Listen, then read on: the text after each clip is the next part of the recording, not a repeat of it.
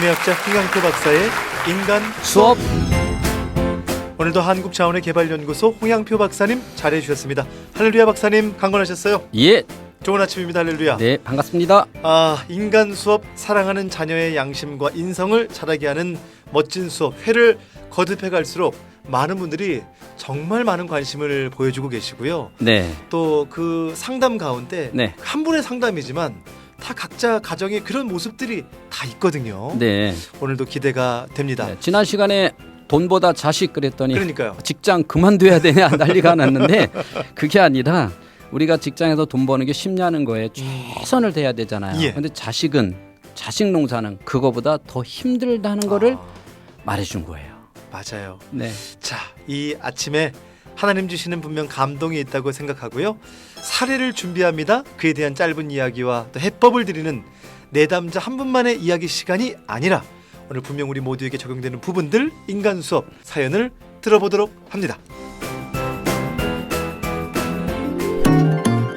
저희 아이가 지금 고등학교 2학년 남자인데요. 네. 굉장히 순하고 착했던 아이인데, 그러니까 네. 제 기준에서만 순하고 착했던 거고, 네. 그러니까 원래 정상적으로 아이들이 그냥 사춘기를 겪으면서 조금 이렇게 나타나는 형상들이 네. 제가 거기 좀 아이한테 이제 적응을 못해서 좀 네. 그런 트러블들이 좀 있긴 있었어요. 뭐 별로 네. 이렇게 사소한 그런 생활 습관에서부터. 그래서 근데 어느 순간 이렇게 보니까 저를 제외한 나머지 가족들한테 동생이나 뭐 아빠한테 이렇게 대하는 표정과 말투와 또 엄마가 만만해서 그런지 저는 굉장히 차갑게 대할 때가 굉장히 많거든요. 그래서 특히 이제 좀 몸이 피곤해지거나 좀 이제 귀찮거나 이제 막 그럴 경우에 이렇게 좀 그런 아예 말을 안 한다든지 그렇더라고요.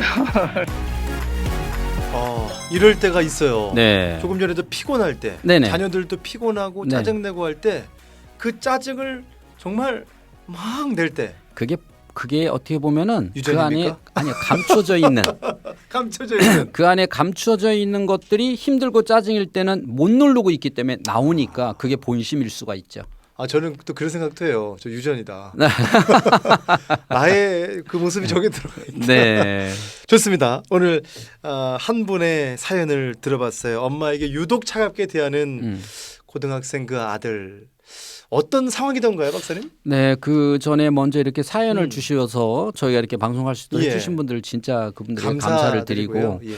또 하나는 제가 이걸 받으면서 그 동안에 제가 이론적으로 쭉 얘기했었잖아요. 그렇죠. 뭐 이러면 이렇고 쭉 했던 사례들이 실제 이제 어머님들이 걱정하는 데서 다 그대로 이렇게 나오면서 그걸 가지고 많은 분들에게 공감대 형성해서 할 수 있다는 그러니까. 게 요즘 저도 참 행복한 것 같아요. 그 적용이 되는 거예요. 그냥 그렇죠. 늘 저희가 한 2, 3년 정말 네네. 이론만 좌뇌 우뇌 했는데 했잖아요. 오늘 이 아침에는 이 사연 하나를 우리도 한번 네네. 고민해 보는 거죠. 네. 우리가 그 가정이 될 수 있고 우리도 이 일을 겪을 수 있는 거 아니겠어요? 그래서 제가 이 이야기도 듣고 나면 여러분이 저거 어디서 들었는데 왜 이미 제가 이론적으로 다 풀었던 이야기들이거든요. 근데 그 부분이 안 되면 이렇게 나타난다는 거예요. 자, 그러면 이분의 이야기를 분석을 해보면 집에서 아이가 다른 가족들에게는 잘하는데 유독 엄마에게만, 그렇죠? 엄마에게만. 그런데 사실 이분이 말씀하신 거는 전화로 제가 상담했지만 이 아이는 그래도 정말 아주 작은 경우예요. 예.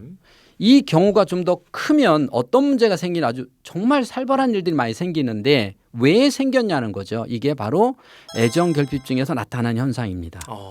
애정결핍. 애정결핍증, 모계 형성이 안 됐을 때, 엄마와 아이의 관계가 형성이 잘 안 됐을 때 나타나는 일들이에요. 예. 다시 말해서 아이가 어렸을 적에 엄마는 나만 미워해라고 생각하는 것이 있다고 그랬잖아요.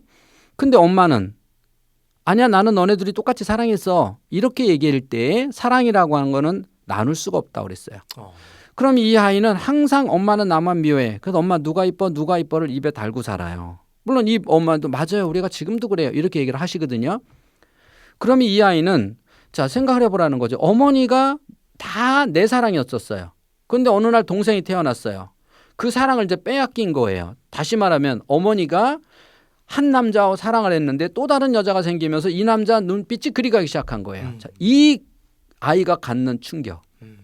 엄마의 충격하고 뭐가 다르겠어요? 한번 생각해 보세요. 어머니가 사랑했던 남자가 정말 유일하게 사랑했던 남자가 어느 날 다른 여자가 생기면서 그쪽으로 시선이 돌아갔을 때 받는 어머니의 상처가 이 아이가 더 크면 크지 적지는 않다는 거예요. 그렇겠네요. 그러면 얘는 엄마한테 잘 보이기 위해서 막 아량도 떨고 뭐 엄마가 공부에 열심히 막 공부도 할 거 막 잘할 거 아니에요. 근데 결국 하다 아니니까 결국 어느 날 어떻게 돼요? 아, 엄마는 나를 미워하는구나. 예. 자, 이렇게 됐어요. 그러면 그 어머니가 그동안은 공부할래? 엄마 네. 왜? 잘 보이기 위해서. 엄마 신문 좀 도와줄래? 네. 잘 보이기 위해서. 그러니까 어릴 때 엄청 착한 아이죠. 엄마 안마도 해주고 막 애교도 떨고 왜? 잘 보이기 위해서. 근데 어느 날 내가 아무리 그렇게 했는데 어느 날 우리 이 남자가 아예 다른 여자한테 갔어. 예. 그 다음엔 이 남자가 적이죠. 밉죠. 그래서 나도 모르게 이 안에 나 좀 도와줄래? 그러면 이 속에서 싫어가 나온다는 거죠. 싫어. 이렇게 나올 거 아니에요. 그래서 여기서부터 엄마한테만 싫어. 그리고 엄마한테만 반항을. 엄마가 가장 좋아하는 걸 안 하는 이런 일들을 하는데 지금 이런 경우는 그나마 좀 약한 경우예요. 예. 이런 사례가 상담센터에 정말 많이 오는데 이게 좀 더 심해서 엄마가 정말 나를 너무 미워한다고 생각을 하잖아요. 네. 근데 엄마는 그걸 몰라요. 어. 이 아이가 그 생각을 하게 되면 그다음부터는 노골적으로 정말 심하게 엄마가 싫어하는 집만 골라서 하니까 똑바로 자라. 너 엄마가 교회에서 권사님인데 집사님인데 네가 행동을 똑바로 해야 돼. 그럼 일부러 더 삐뚤하는 거야. 그래서 일부러 교회 앞에서 담배 피고 애들 보라고 술 먹고 못된 짓은 골라서 하는 거예요. 그러니까 얘는 왜 그러냐. 반항하고 싶은 거예요. 저절로. 그게 언제부터 청소년 시기부터 이렇게 나온다는 거예요. 그러면 엄마는 너 도대체 왜 그러니? 계속 잔소리하는 거예요. 예. 이미 얘 마음은 엄마한테서 떠났다는 거예요. 그 마음을 돌리지 않고는 이 친구의 마음을 잡을 수가 없다. 그거는 나중에 아마 이 친구 시집 가서도 엄마 나한테 해준 게 뭐 있어. 아마 이럴 거예요. 어떤 해법을 그럼 주셨어요? 자, 그러면 첫 번째, 자, 이 고이 아들이잖아요. 이 아들이 스스로 뇌가 생각하고 뇌는 다르다고 그랬잖아요. 생각은 엄마는 나만 미워해라고 했는데 어느 날 뇌가 바뀌는 거예요. 그럼 이제 뇌도 이미 엄마는 나만 미워해로 바뀌어 있으니까 얘가 곰곰이 생각해 보면 아, 나 엄마한테 잘해야 되는데 엄마가 나한테 용돈도 주고 밥도 해주고 정말 나를 사랑하는 데가 생각이에요. 근데 예. 엄마를 막상 보면 뇌가 싫어, 안 해 이렇게 가는 거예요. 그럼 생각을 바꿔야 돼요, 뇌를 바꿔야 돼요? 뇌를 바꿔야죠. 그럼 뇌를 바꾸면 제가 이런 얘기 한 적이 있죠. 부부가 안 좋을 때, 사이가 안 좋을 때 남편이 퇴근하면 그냥 눈 감고 뛰어나가서 남편의 목을 끌어안아라. 처음에는 엄청 어색할 것이다. 왜? 뇌가 야, 너네들 갑자기 왜 그래? 떨어져. 그렇죠. 해서 보내는 호르몬이다. 처음에는 엄마가 아이를 안아주고 엄마는 정말 너를 사랑해라고 말을 하면 그게 어려운 거 아니잖아요. 사랑해라는 단어가 힘든 게 아니잖아요. 근데 왜 힘드냐? 뇌가 둘 사이는 이미 너무 멀리 떨어졌는데 무슨 사랑이야. 하지마 어색한 호르몬을 보내는 거예요. 그럼에도 끊임없이 엄마는 너 사랑해 하고 계속 안아주다 보면 뇌가 진짠가? 그래서 더 심한 반항을 한번 해보는 거야. 이래도 그럴까? 그러나 그 고비만 넘어가면 뇌가 바뀌어요. 그때 이 친구가 엄마의 참 모습을 보는 거야. 그동안 어머니가 참 나를 사랑하셨구나. 이걸 보는 거예요. 근데 아주 좋은 방법은 그런 방법이 안 되면 그 다음부터는 이 친구가 친구 관계에서도 문제가 생긴다는 거죠. 예를 들어서 이 친구하고 나하고 아주 친한 친구인데 이 친구가 나를 떠날까 봐. 엄마도 나를 미워했잖아. 사랑하다가 떠날까 봐 그 친구한테 아주 비굴 하도록 잘해주는 거예요. 이런 좋지 않은 모습들이 현상으로 여기저기서 보일 수가 있다는 거죠. 예. 그래서 여기서 해결을 어머니가 반드시 해줘서 얘가 충분한 사랑을 받고 있다라고 느끼면 자존감이 생겨서 그때부터는 친구하고 관계가 동등한 관계로서 교우 관계를 맺을 수 있다, 이런 거죠. 충분한 사랑을 받고 있게끔 그렇죠. 그런 느낌을 받게끔. 그럼요. 그래서 아이가 생각을 바꾸려고 하면 안 돼요. 내가 그때 이랬고 그래서 그거는 언제냐면 오늘 저녁에 혹시 그렇다면은 먼저 친구하고 싸웠을 때 먼저 화해를 해야 되잖아요. 예. 화해를 하는 거예요. 얘도 성인이잖아요. 다 컸잖아요. 그럼 어떻게 돼요? 엄마가 정말 미안해. 변명하려고 하는 게 아니라 미안해. 그때는 엄마도 애만 낳지 엄마가 엄마 자격증이 없었어. 지금 보니까 그때 너가 많이 마음 아팠겠더라. 정말 엄마가 미안해. 라고 정말 진심 어린 사과를 하고 그럼 아이가 받아들여서 눈물 흘리고 할 거 아니에요. 예. 그렇게 진심 어린 사과를 한 뒤에 그 다음부터 엄마가 안아주면서 엄마는 정말 너 사랑해 해야 되는데 어느 날 갑자기 이러 엄마가 사랑해. 엄마 저리가 왜 그래요? 왜 그래? 이렇게 되잖아요. 그렇죠. 부부도 그렇잖아요. 먼저 필요한 게 사과.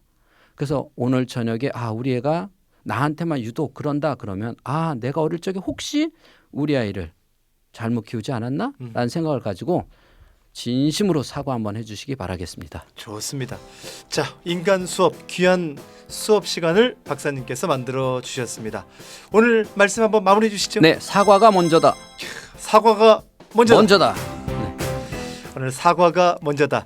인간 수업 이 내용을 공유하기 원하시는 분들 샵 1069번입니다. 단문 50원, 장문 100원의 유료 문자인데요. 인간 이렇게 두 글자 문자 주시면 링크 주소를 공유해 드리고요. 5분을 추첨합니다. 엄마가 행복해지는 뇌습관 책 선물 추첨합니다. 또 한 분을 추첨할 텐데요. 여러분이 이런 사연입니다 라고 하시면서 문자 샵 1069번으로 이렇게 쭉 주시면 한 분을 선정해서 프로그램 끝난 뒤에 별도로 저희가 요청하고 전화를 드립니다. 홍 박사님이 직접 전화를 드리니까요.